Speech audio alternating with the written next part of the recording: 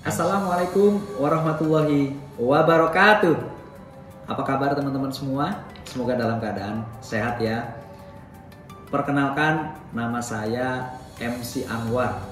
Nah, pasti penasaran kan, MC itu apa? Bukan Master of Ceremony ya. Oke.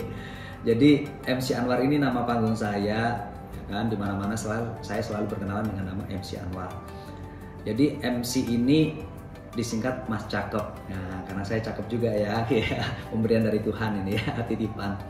Nah, nama Anwar sendiri ini berasal dari kata nur ya, yang artinya cahaya. Semoga dari nama saya yang artinya cahaya ini, saya bisa memberikan cahaya-cahaya kepada teman-teman semua, para pemirsa di channel YouTube saya, untuk semakin bertambah ya, bertambah ilmunya dan bertambah experience-nya nanti gitu ya.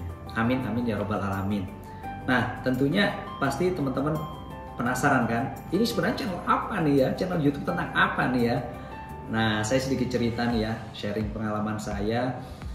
Jadi saya mulai bekerja tahun 2001 setelah saya lulus aliyah ya di Malang, karena background keluarga saya yang kurang berada sehingga saya tidak sempat kuliah teman-teman. Saya harus bekerja untuk menghidupi dua adik saya yang harus sekolah dan membantu orang tua saya. Nah, 2001 ini saya jadi seorang salesman di PT Indomarko Adiprima. Ada yang tahu nggak? Pasti tahunya Indomaret ya, bukan gitu ya. Kalau Indomaret itu Indomarko Pristama, ini Indomarko Adiprima atau biasa disingkat IAP. Indomarko Adiprima ini adalah salah satu distributornya Indofood ya. Jadi Supermi, Bimoli, ya kan, Sinmas, Indomilk dan lain sebagainya itu jualan saya. Namun begini teman-teman, begitu saya masuk tahun 2001 ini, saya mengalami kendala-kendala kepada para pelanggan ya, khususnya bagaimana kita mendistribusikan produk baru. Kalau Indomie udah pasti laku, bener nggak?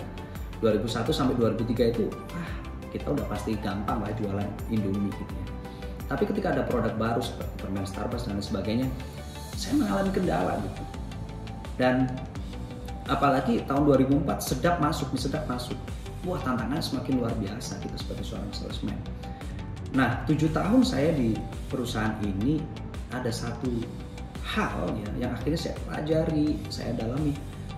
Apa sih yang membuat kendala-kendala saya ini nantinya bisa tersolusikan gitu. Hanya satu kata, teman-teman. Ada yang mau nebak apa nih solusi atas kendala-kendala kita sebagai seorang salesman? Distribusi yang baik, kemudian penjualan yang baik. Ada yang tahu? Oke, saya kasih bocoran. Satu kata adalah relationship. Bagaimana kita bisa menjalin hubungan yang baik dengan pelanggan kita. Itu salah satu kunci bagaimana kita bisa membuat performa nanti kita bisa lebih luar biasa sebagai seorang salesman.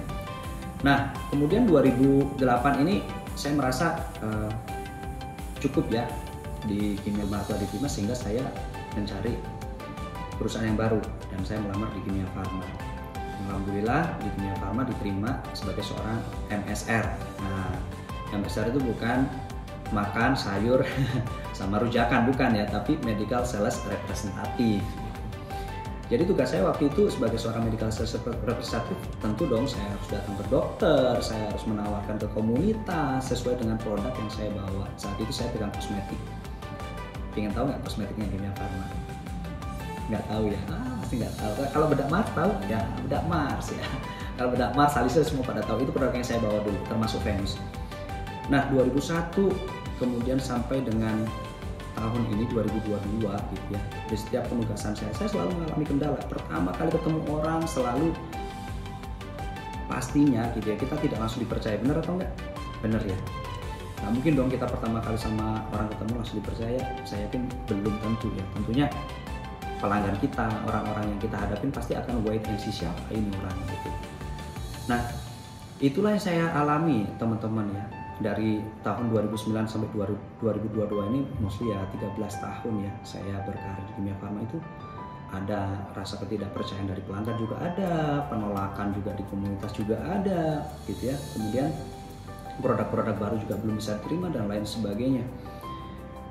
Nah, lagi-lagi nih teman-teman ya, saya pelajarin gitu ya, apa sih gitu ya solusi terhadap kendala-kendala saya ini gitu, penolakan-penolakan saya ini. Balik lagi teman-teman, seperti yang sebelumnya. Apa?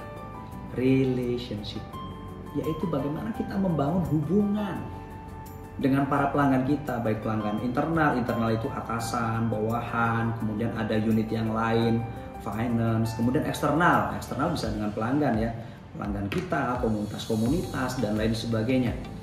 Jadi dengan saya membuat relationship yang lebih baik dari yang sebelumnya, akhirnya membuat kebermanfaatan atau dampak yang positif terhadap satu achievement yang saya dapatkan. Contoh, jadi 2009 itu saya jadi the best MSR nasional pertama karena setiap bulan saya capai target. Kemudian yang kedua langsung promosi kan gitu ya, promosi setelah the best itu promosi ya penugasan di Jakarta, pegang Jakarta area kelas 1. Kemudian saat di Jakarta ini pun saya juga sama ya dengan pelanggan tadi. Dampaknya achievement lagi adalah jadi the best top 10 saat jadi area supervisor tahun 2012 ya. Jadi ada sekian puluh, hampir 30-40 area sales supervisor, saya peringkat ke-7 gitu atau masuk top 10-nya.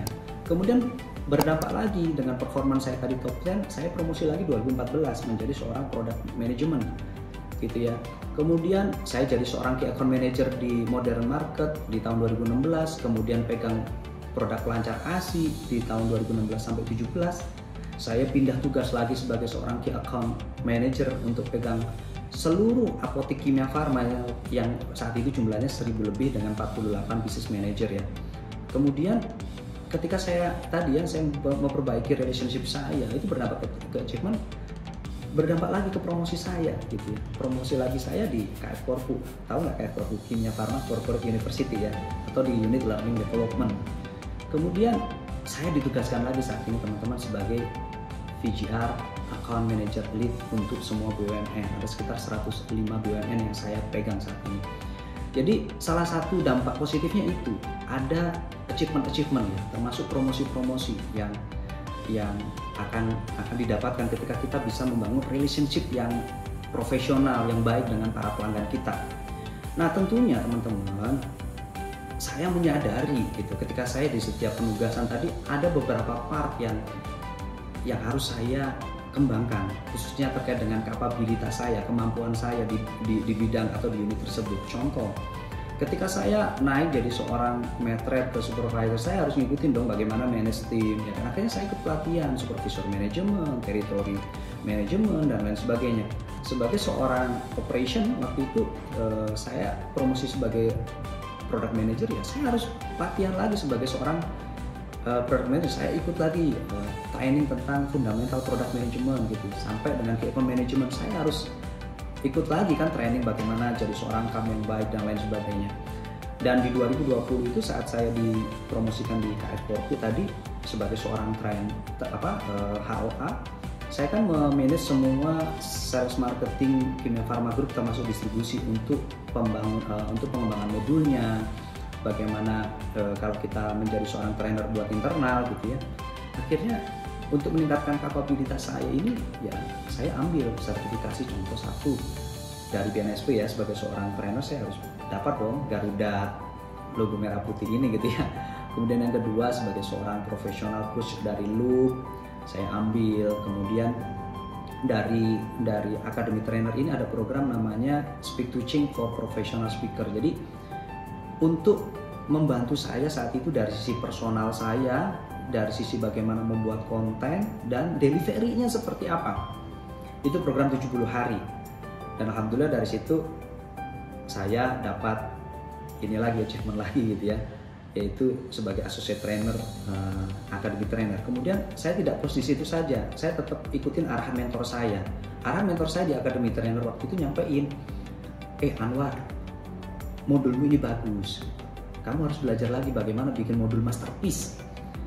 Akhirnya saya belajar lagi ke tempat ini program dari Cias ya, punyanya Mas Indrawan Nugroho. Sehingga saya belajar ke tempat 3,5 bulan lamanya, dan akhirnya benar. Di tempat ini saya diajarkan bikin satu modul yang masterpiece yang memang benar-benar bisa nge-fit solusiin problem dari peserta training kita gitu. Kemudian di sana alhamdulillah saya sudah launching di tanggal 15 Juli 2022. Jadi teman-teman, balik lagi di awal, saya di sini ingin membangun channel YouTube saya ini untuk berbagi, teman-teman, sekali lagi berbagi kepada teman-teman semua bagaimana impactful relationship building yang nantinya akan berdampak positif kepada siapa? Diri kita, terkait dengan promosi, ya kan, terkait dengan achievement. Kedua, buat produk dan jasa kita supaya semakin dikenal, supaya orang-orang juga nggak beralih ke kompetitor yang lain. Dan yang ketiga, tentunya berdampak positif kepada perusahaan atau company kita, yang tentunya untuk keberlanjutan perusahaan-perusahaan kita, sehingga perusahaan kita tetap profit dan untuk mensejahterakan karyawannya. Jadi itu teman-teman, tetap semangat, tetap berdoa bahwa kita semua insya Allah yakinlah akan jadi orang-orang yang hebat dengan terus belajar. Itu aja dari saya perkenalannya, kurang lebihnya mohon maaf.